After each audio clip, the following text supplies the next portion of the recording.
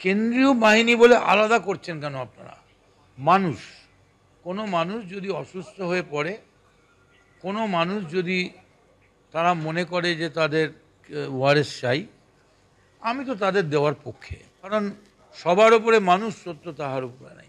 খালি কেন্দ্রীয় বাহিনী, কিন্তু কেন্দ্রীয় বাহিনী যদি মনে করে ওই লাঠিগুলো দিয়ে লম্বা লম্বা লাঠি দিয়ে পিটাবে, আর টমি গান আর এই গান দেখিয়ে, স্টেন গান দেখিয়ে তারপরে সে আমাদের স্টলে বলবে ওয়ারেস দাও, তা কি হয় নাকি?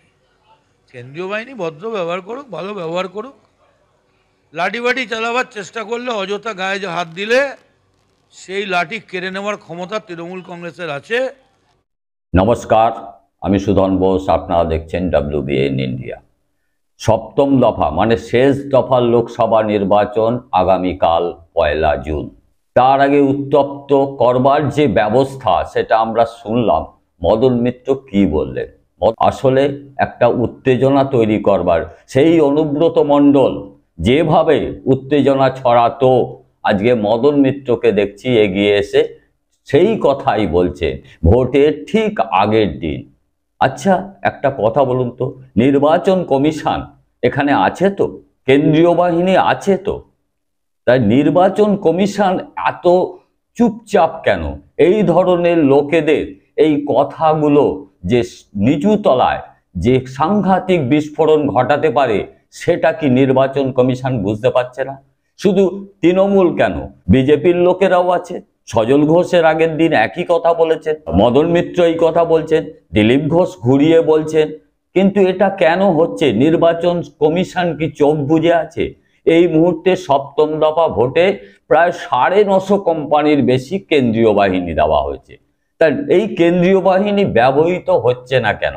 এরপরে আমরা দেখছি ভাঙড়ে বোমা পড়ছে, দু দলে আইএসএফ তৃণমূল মারামারি হচ্ছে, বোমা পড়ছে, আহত হচ্ছে। কেন? কেন্দ্রীয় বাহিনী তাহলে কোথায় গেল?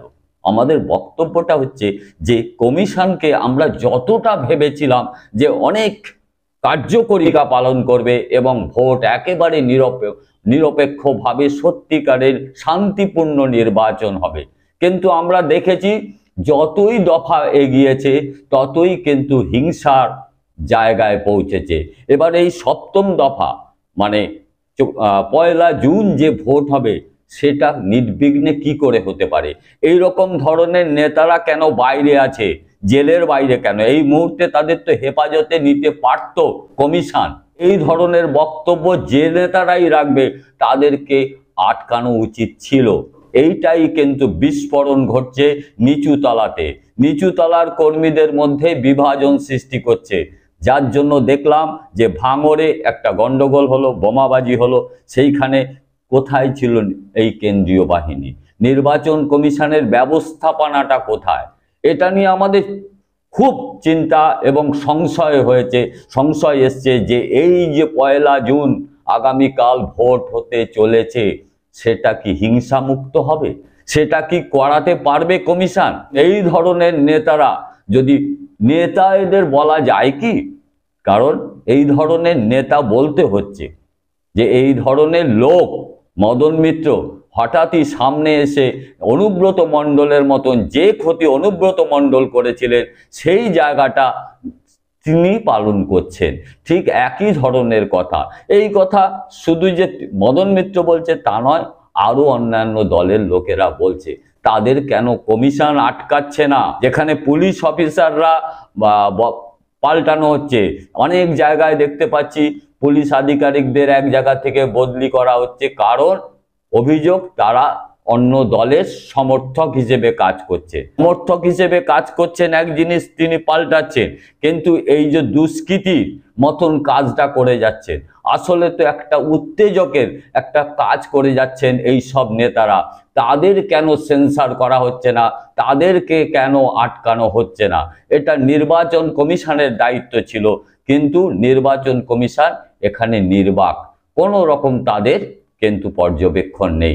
দেখুন, মদন মিত্র যে কথা বলছে সেটা শান্তিপূর্ণ কথা। তিনি কিন্তু কেন্দ্রীয় বাহিনীর ওপরেই ঝাঁপিয়ে পড়তে বলছেন। সে যদি লাঠি বার করে তাহলে সেই লাঠি কেড়ে নেওয়ার ক্ষমতা তৃণমূল কংগ্রেসের আছে, এই কথা তিনি হুঁশিয়ারি দিচ্ছেন। কাকে? কেন্দ্রীয় বাহিনীকে। সত্যি সত্যি কি সেটা সম্ভব? সেটা কি সত্যি সত্যি সম্ভব? এবার যদি এমন কিছু ঘটে, সেই শীতলকুচি সেখানে গুলি চলে, তখন কি হবে? জায়গাটা এরকমই আসবে যে কেন্দ্রীয় বাহিনী গুলি চালিয়েছে। একটা জিনিস দেখতে পাচ্ছি, অন্তত পক্ষে এখনো পর্যন্ত যে ষষ্ঠ দফা ভোট হয়েছে, কেন্দ্রীয় বাহিনী কিন্তু সাধারণত খুব একটা এমন কোনো ব্যবহার হয়নি যেটা সাংঘাতিক মানুষের চোখে লাগবে। কিন্তু আমাদের মনে হচ্ছে আসলে অনেকটাই ইনঅ্যাক্টিভ কেন্দ্রীয় বাহিনী, অতটা অ্যাক্টিভ নয়। নয়তো এই সব জায়গায় বোমাবাজি হয় না, এই রকম গন্ডগোল হয় না, বুথ জ্যাম হয় না। এত কেন্দ্রীয় বাহিনী এবার তো আর কম নেই, তাহলে হচ্ছে কেন? এটা কি ইচ্ছাকৃত, নাকি রাজ্য পুলিশই এইটা ব্যবস্থা করেছে যাতে কেন্দ্রীয় বাহিনী ঠিকভাবে কাজ না করতে পারে? কারণ রাজ্য পুলিশের দ্বারাই এই কেন্দ্রীয় বাহিনী পরিচালিত। কিন্তু তাই যদি হয়, কমিশন কি করছে? তার উপরে তার অবজারভাররা রয়েছে অনেকগুলো, তারা কোথায়? আমরা তো দেখতে পাচ্ছি না যে অবজারভাররা ঘুরে ঘুরে সমস্ত রিপোর্ট নিচ্ছে। ভোটের আগে অনেক গল্প শুনেছিলাম যে সাংঘাতিক কন্ট্রোলে হবে, নির্বাচন কমিশন এমনভাবে কাজ করবে যেটা নাকি সাংঘাতিক পর্যবেক্ষণে থাকবে, তাদের কন্ট্রোলে থাকবে, তারা যা চাইবে সেইভাবেই ভোট হবে। কিন্তু তারা কি এইটাই চেয়েছিলেন নির্বাচন কমিশন, যে এইভাবে মারামারিও হবে, গন্ডগোলও হবে, সবকিছুই হবে? বাংলায় যা হয় তাই হয়ে চলেছে। অতএব আমাদের ভয় সপ্তম দফা অর্থাৎ 1 জুন ভোট রক্তাক্ত হতে পারে, যেভাবে প্ররোচনা দিচ্ছে এই সব নেতৃত্ব। বিশেষ করে আমরা দেখতে পাচ্ছি বিজেপি এবং তৃণমূল নেতারাই এই ধরনের বক্তব্য বেশি রাখছেন, যেটাকে নির্বাচন কমিশনের অবশ্যই আটকানো উচিত ছিল বা উচিত আছে, বা শাস্তিমূলক ব্যবস্থা নেওয়ার কথা। কিন্তু নির্বাচন কমিশন এখনো পর্যন্ত নির্বাক। সেটাই আমাদের বক্তব্য যে এরা কি করে এখনো মাঠে ময়দানে ঘুরে এখনো প্রচার করছে। আসলে এটা এক ধরনের ভোটেরই প্রচার, ভয়ে দেখিয়ে প্রচার। এবার মুখে ভালো কথা বলে ভোট দিন বলেছে, এবার একটা আতঙ্ক সৃষ্টি করছে। সেই আতঙ্কটা কোথায়? যে ভোট না দিলে কি হতে পারে জানেন?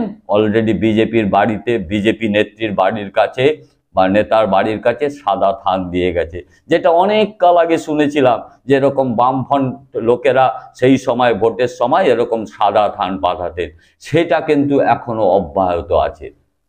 তার মানে একটা আতঙ্ক সৃষ্টি করবার একটা চেষ্টা হচ্ছে। এদিকে জানেন যে বিশেষ বেশ কয়েকটা গুরুত্বপূর্ণ কেন্দ্র আছে যেখানে ভোটের গুরুত্ব প্রচুর। সেটা হচ্ছে উত্তর কলকাতায় তৃণমূল ছেড়ে সদ্য যোগদান করেছেন তাপস রায় বিজেপিতে, এবং উত্তর কলকাতা লোকসভা আসনে তিনি প্রার্থী হয়েছেন। তার বিরুদ্ধে আছে সুদীপ বন্দ্যোপাধ্যায়। কিন্তু দেখা গেল যে ওই সুদীপ বন্দ্যোপাধ্যায়ের হয়ে কিন্তু অভিষেক বন্দ্যোপাধ্যায় প্রচারে আসেননি, বা এখানে সৌগত রায় দমদম, কালকেই ভোট, সেখানেও কিন্তু তিনি প্রচারে আসেননি। তিনি তার জেদ বজায় রেখেছেন। তিনি বলেছিলেন যে বর্ষিয়ান নেতাদের দাঁড়াতে না, তারা যেন এইখানে না দাঁড়ায়। হয়তো সেই কারণেই তিনি আসেননি সেই প্রচারে। তবে কি এই কুণাল ঘোষ, জানেন আপনারা এর আগে সুদীপ বন্দ্যোপাধ্যায় সম্বন্ধে অনেক কিছু বলেছে। কুণাল ঘোষ এবং অভিষেক বন্দ্যোপাধ্যায় এই দ্বৈরথ হয়তো চাইছে সুদীপ বন্দ্যোপাধ্যায় পরাজিত হোক, জানি না। যাই হোক, এই ব্যাপারে আপনারা আপনাদের মতামত অবশ্যই জানাবেন। আগামী দিন দেখা হবে অন্য কোনো প্রতিবেদনে। নমস্কার।